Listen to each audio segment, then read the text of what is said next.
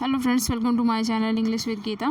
कैसे हैं आप सब? आपकी तैयारी कैसे चल रही है? उम्मीद करती होंगी आप बेहतर तैयारी कर रहे होंगे। आज जो हमारा टॉपिक है वो TGT, PGT, LT grade, NVS, TSSB और आपके सभी इंग्लिश लिटरेचर से संबंधित जितने भी आपके एग्ज़ाम्स हैं उन सभी में बहुत इंपॉर्टेंट होने वाला है। वो है जॉन मिल्टन की बायोग्राफी। आप जानते होंगे जॉन मिल्टन हमारे लिए कितने इंपॉर्टेंट है। ठीक है, ये आपके बीए, एमए और 10th-12th के जो सिलेबस है उसमें भी देखने को आपको मिल जाएंगे।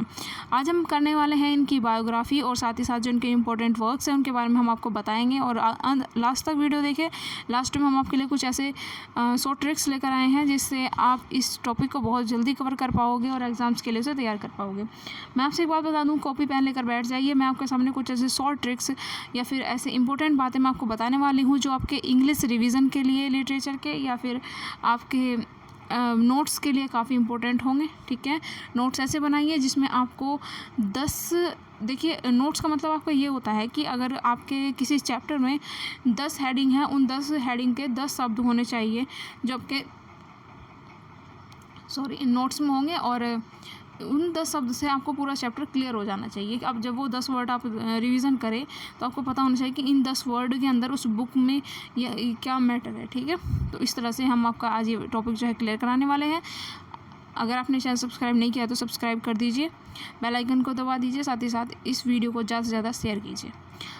आज हम बात करने वाले हैं इनके बर्थ के बारे में। सबसे पहले बात करते हैं तो इनके बर्थ जब हुआ था आपको पता ही होगा, दिसंबर 9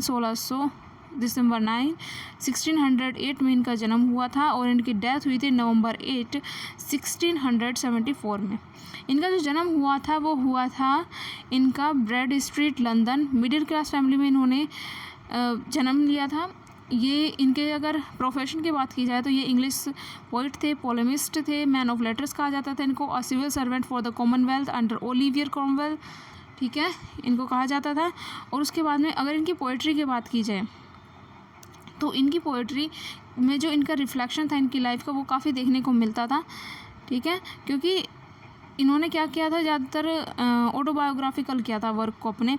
इनके हर वर्क में इनके कुछ ना कुछ झलक जरूर देखने को आपको मिल जाएगी। इनके जो सबसे पहली बात अगर करें तो इनकी पोइट्री और प्रोस में जो इनका रिफ्लेक्शन था वो था डीप पर्सनल कन्विक्शंस। ठीक है, वो गहरी जो उनकी अपनी भावनाएं होती थी, उनकी अवधारणाएं होती थी, उनको उस चीज़ में लेकर आते थे। फिर पैशन फॉर फ्रीडम आता है कि इन्हें एक स्वतंत्रता की भावना थी इनके अंदर। इनके जो वर्क में स्वतंत्रता की भावना देखने को मिलती है। सेल्फ डिटर्मिनेशन आता है, वो खुद को बहुत ज़्यादा डिटरमाइन कर देते। अर्जेंट इशू आता है, हाल फिलहाल में चल रहे वो अपने इश्यूज़ के बारे में बताते थे कि समाज में क्या चल रहा है, किस तरह का सुधार होना चाहिए।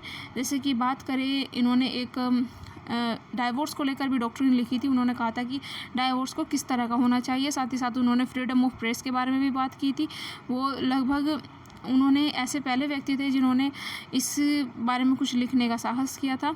पॉलिटिकल टर्बुलेंस के बारे में, यानी समाज में जो रीज़न है, जो किंगडम है उसके अंदर क्या चल रहा है, राजाओं के जो विचार हैं उनके बारे में, तत्कालीन वहाँ की स्थिति के बारे में ये बताते थे अपने वर्क्स में। तो आपको अगर जब आप मिल्टन को पढ़ोगे तो इनके समाज के बारे में आप बहुत कुछ देखने को उनको पता चल जाएगा कि मतलब किस तरह का वहाँ समाज था। तो ये रिफ्लेक्शन इनकी पोइट्री में देखने को मिलता है, ये जो कि एक बहुत बेहतर बात है। ठीक है, आगे चलते हैं अपनी वीडियो में। वे कहते हैं कि अब बताया जाता है कि वो कौन, उनकी जो शिक्षा ग्रहण की उन्होंने वो कौन कौन से स्कूल से की। सबसे पहले जो उनकी प्रारंभिक शिक्षा होती है वो होती है ST. Paul school and Christ, ST. Paul school में। ठीक है, उसके बाद क्राइस्ट कॉलेज में, जहाँ उन्होंने क्या सीखा था, इंग्लिश। क्राइस्ट कॉलेज में where he wrote in English, Latin, Greek and Italian. जब वो अपने स्कूल प्रारंभिक स्कूल में थे तो उन्होंने इंग्लिश, लैटिन और ग्रीक, इटालियन में लिखना सीख लिया था। एक बहुत इंपॉर्टेंट बात है जो आपसे अक्सर पूछी जाती है वो है इस पैराग्राफ के बारे में। ठीक है, यहाँ से एक क्वेश्चन बनता है कि जो मिल्टन थे उनकी आईसाइट कब फेल होना शुरू हो गई थी, या कब वो अंधेपन का शिकार होना शुरू हो गए थे और कब पूरी तरह से अंधे हो गए थे। और साथ ही साथ उन्होंने उस दौरान कौन कौन से वर्क्स लिखे जब उनकी आईसाइट पूरी तरह से चली गई थी। तो देखिए, जब 1644 में इनको डॉक्टर ने कह दिया था कि मतलब अब आपको आँखों पर ऐसा कार्य नहीं करना है जिससे कि आपकी आँखों पर जोर पड़े। लेकिन इन्होंने क्या किया, वो उस दौरान पॉलिटिकल टर्ब्यूलेंस के बारे में अपना वर्क लिख रहे थे, तो उन्होंने इस चीज़ को नकार दिया। अपनी हेल्थ का, स्वास्थ्य का ध्यान ना रखते हुए अपने कार्य में लगे रहे। और 1652 की अगर बात करें तो तब वो पूरी तरह से अंधे हो चुके थे, उनकी आईसाइट पूरी तरह से जा चुकी थी। लेकिन फिर भी इन्होंने अपने बहुत सारे बेहतरीन वर्क्स दिए, जैसे कि आपको पता होगा सैमसंग एगोनिस्टीज 2, आप बात करें पैराडाइज लॉस्ट की, पैराडाइज रिगेंड की, ये जो वर्क थे इनके ब्लाइंड होने के बाद ही आए थे, तभी आए थे इनके। ठीक है, अब बात करते हैं अपने इम्पोर्टेंट टॉपिक्स के बारे में। कई बार क्वेश्चन यहाँ से पूछ लिया जाता है। देखिए, एक इनके बारे में और बात है कि इनका जो जन्म हुआ था वो 9 दिसंबर 1608 में हुआ था और ये ब्रैड स्ट्रीट चीपसाइड लंदन इंग्लैंड में हुआ था। दूसरी बात है, इनके फादर का नाम पूछ लिया जाता है। इनके फादर का नाम था जॉन मिल्टन और इनकी माता का नाम था सारा मिल्टन। आपको सारा मिल्टन के साथ जगह आपको सारा ज़ेफरे भी देखने को मिल जाएगा, क्योंकि सारा मिल्टन इनके मदर का नाम शादी के बाद हुआ था। शादी से पहले वो सारा ज़ेफरे के नाम से जानी जाती थी। उसके बाद है इनका प्रोफेशन, तो ये हिस्टोरियन थे, पोइट थे, जर्नलिस्ट थे। उसके बाद में बहुत सारी जो लैंग्वेजेस हैं उनके ज्ञाता भी थे। इनको बहुत सारी लैंग्वेजेस आती, जैसे English, Latin, French, German, Greek, Hebrew, Italian, Spanish, Aramaic, Cyrillic. ठीक है, इनको बहुत सारी जो थी लैंग्वेजेस आती थी।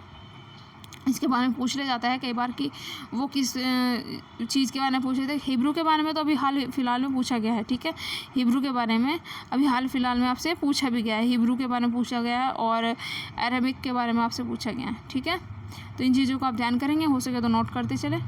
उसके बाद में आता है इनकी मृत्यु के बारे में। इनकी मृत्यु कब हुई थी?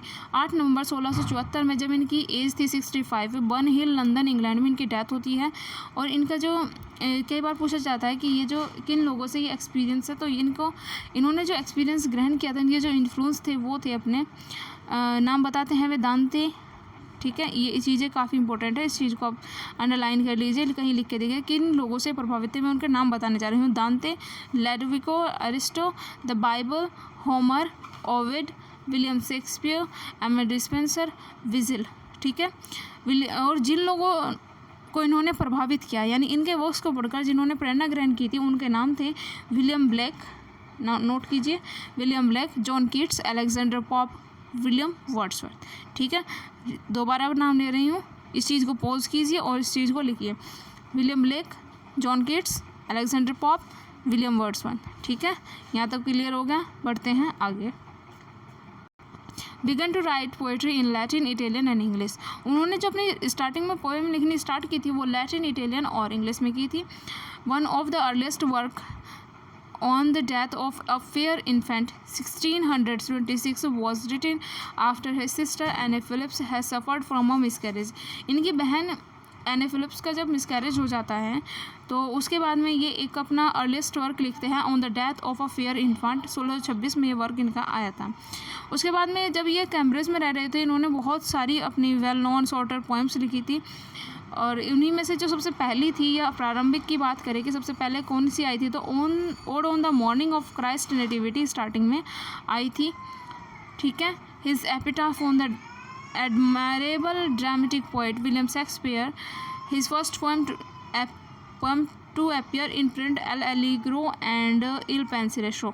तो ये जो वर्क है आपके, ये तब के हैं जब ये कैम्ब्रिज में पढ़ रहे थे। ठीक है, उसके बाद में नेक्स्ट इन चीज़ों को नोट कीजिए। कई बार पूछा जाता है कि जब वो कैम्ब्रिज में पढ़ रहे थे तो उन्होंने कौन सा वर्क लिखा था। देखिए, फर्स्ट वर्क पूछा जाता है तो आप लिखेंगे odd on the morning of Christ nativity और लास्ट वर्क्स में आप लिख सकते हैं एल एलिग्रो इल पेंसिलेस्ट्रो। ठीक है, आगे बढ़ते हैं। कई बार इनके पोइटिक और ड्रामेटिक वर्क्स की क्या पूछ ली जाती है, आपसे डेट पूछ ली जाती है। तो जो इम्पोर्टेंट वर्क्स हैं वो मैं आपको एक पेज में ही कवर करके दे रही हूँ, आप इस चीज़ को नोट करें। इनकी आपको पब्लिश्ड डेट है दी गई है सामने, वो आपको पता होनी चाहिए क्योंकि कई बार वर्क्स की पब्लिश डेट आपसे पूछ ली जाती है। ठीक है, तो फर्स्ट वर्क जो इसमें बताया गया है वो है एल एलिग्रो, ये 1631 में आया था। इल पेंसिलेस्ट्रो 1633 में आया था। मैं आपको बता दूँ, इल पेंसिलेस्ट्रो और एल एलिग्रो ये आपकी कंपेनियन पोएम के नाम से जाने जाती है। इन दोनों पोएम्स को कंपेनियन पोएम्स के नाम से जाना जाता है। एल एलिग्रो का जो मीनिंग होता है वो होता है हैप्पी मैन। इल पेंसिलेस्ट्रो का मीनिंग होता है, इल पेंसिलेस्ट्रो का जो मीनिंग होता है आपका वो होता है, इल पेंसिलेस्ट्रो का आपका मीनिंग होता है थिंकफुल मैन। या फिर हो सकता है मेलंकली मैन, ठीक है।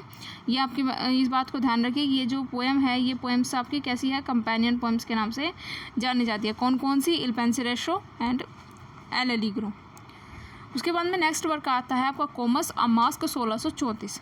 मास्क क्या होता है, मास्क एक पार्टी होती है। मास्क आपने देखा होगा जब हम किसी मेले वगैरह में जाते हैं तो क्या करते हैं, एक मतलब डोल्स वगैरह ले लेते हैं और उसके चेहरे पर एक मास्क लगा होता है। तो इसी तरह की कुछ बात होती है आपकी इस मास्क में, जिसमें लोग पहनते हैं और उसमें कोई भी अपना व्यक्ति चेहरा नहीं दिखाता, उसमें एक पार्टी होती है। तो इस तरह का जिसमें सीन आता है उसे मास्क बोला जाता है। तो कोमस में कोमस एक मास्क है जो 1634 में आया था। उसके बाद आता है लिसिडस इन्होंने अपने कैम्ब्रिज फ्रेंड के एडवर्ड किंग के ऊपर इन्होंने लिसिडस लिखी थी, ठीक है। ये इनके कैम्ब्रिज में इन दोनों ने अब साथ पढ़ाई की थी, 1638 में ये इन्होंने लिखी थी। उसके बाद में आता है poems of mister John Milton and both English and Latin 1645। इनके डबल पब्लिकेशन हुए थे, इंग्लिश और लैटिन दोनों में ये लिखी गई थी। उसके बाद आता है इनका best work paradise lost 1667।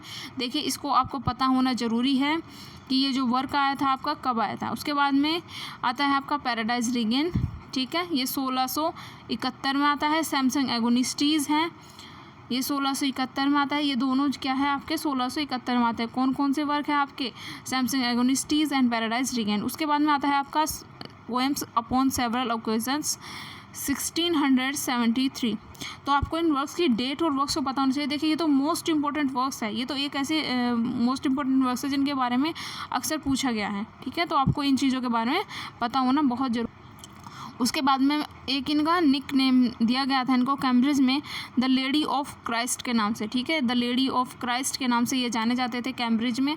Cambridge में इनके फ्रेंड थे एडवर्ड किंग, जिनके बारे में मैंने आपको बताया कि लिसिडास इनकी डेथ के बारे में ही एक कहानी है। उसके बाद में आता है कैम्ब्रिज पीरियड पोएम्स और कंपोजिशन। कैम्ब्रिज में उन्होंने रहते हुए कौन कौन से वर्क्स लिखे, देखिए इनको पता होना बहुत ज़रूरी है। पहला वर्क आता है आपका on the morning of Christ nativity, ये आपका आया था 1623 में, ठीक है, 1623 में ये वर्क आया था आपका। उसके बाद में आता है आपका एल एलिग्रो, इल पेंसिलेस्ट्रो, फिर लिसिडस आता है। 2 मास्क लिखे थे इन्होंने, आर्केड एंड कोमस। अपनी लाइफ में इन्होंने 2 मास्क लिखे थे, आर्केड एंड कोमस, इनका आपको पता होना चाहिए। नेक्स्ट आता है आपका स्टाइल। इनका स्टाइल जो था रिच विद एलिजाबेथन डिवाइसेस, और लैंग्वेज मैंने आपको बताया लैटिन और इटालियन। इन चीज़ों को आप कभी मत भूलिएगा, नोट कर। उसके बाद में मैं कुछ जो इनके वर्क्स हैं उनके हेडलाइट आपको बता रही हूँ, उन चीज़ों को नोट करते चले। देखिए इनका वर्क है 1629 में on the morning of Christ nativity, ठीक है, on the morning of Christ nativity.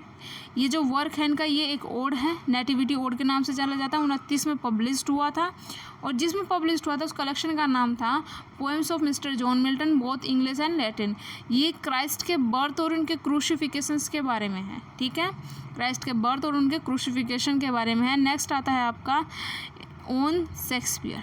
Next work आपका आता है ऑन शेक्सपियर। ये 16 लाइन का एपिटाफ है, एम्बिक पेटाबिटर में है, हेरोइक कपलेट्स में है। शेक्सपियर की डेथ के बारे में लिखा गया था, और उनकी डेथ के 14 साल बाद ये जो कंपोजिशन है उसकी डेट थी, ठीक है।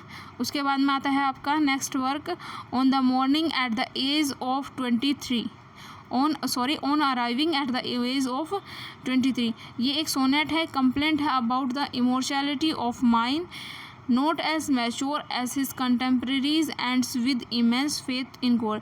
देखिए इसमें एक बात कही थी on arriving at the age of 23 में, कि वो जो मिल्टन थे वो कहते थे कि मैं अंदर से तो मैच्योर हो चुका हूँ, लेकिन उनका जो फेस था या उनका जो बॉडी थी, उनका पोजीशन ऐसी नहीं लगती थी कि मतलब वो एक जवान व्यक्ति है या उनकी उम्र 23 साल की हो गई है।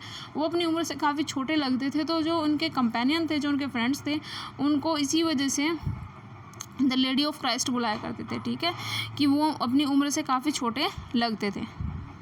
उसके बाद इनका वर्क आता है 1632 में एल एलिग्रो, ठीक है। ये लिखा गया था 31 से 34 के बीच में, ठीक है, 31 से 34 तक ये चलता है इनका। और 1632 में इनका वर्क जो सामने आया था एल एलिग्रो, ये अकाउंट है ऑफ अ हैप्पी पर्सन के लिए है, पेस्टरल पोएम है, और इसमें जो एक तरह से हास्य की देवी है मृत, उनका आह्वान किया गया है। 1632 में इनका दूसरा वर्क आता है इल पेंसिलेस्ट्रो, मेलंकली मैन, ठीक है। ये एक पेस्टल पोएम है और ट्विन पोएम है। मैंने आपको बताया था एल एलिग्रो और इल पेंसिलेशो क्या है, आपकी ट्विन पोएम्स है। ये कंपेनियन पीस ऑफ एलिग्रो है। Argues life dedicated to study invoke melancholy god, इसमें उदासीनता की देवी को पुकारा जाता है। नेक्स्ट वर्क आता है आपका कोमस। कोमस क्या है, एक मास्क है।